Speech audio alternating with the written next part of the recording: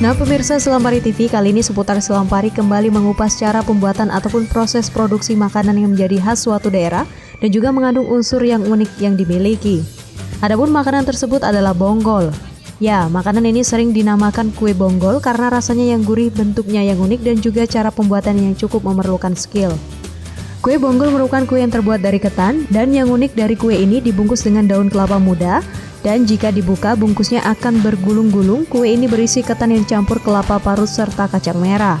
Konon kue ini dahulunya sangat banyak beredar di pasaran, khususnya di wilayah Sumatera Selatan, karena sudah menjadi khas jajanan pasaran dengan harga yang terbilang sangat murah. Di kota Lubuk Linggau juga masih terdapat masyarakat yang membuat makanan yang satu ini, baik yang memproduksi dengan jumlah banyak hingga menjualnya ke pasar-pasar yang ada di kota ini. Ya, Ibu Mun, salah seorang warga Kelurahan Ulak Surung, Kecamatan Lubuk Linggau Barat 1 yang memanfaatkan ruangan rumahnya untuk memproduksi makanan ini. Kumpul baik. Ini kan dengan banyak umesan, ya bang, datang-datangannya.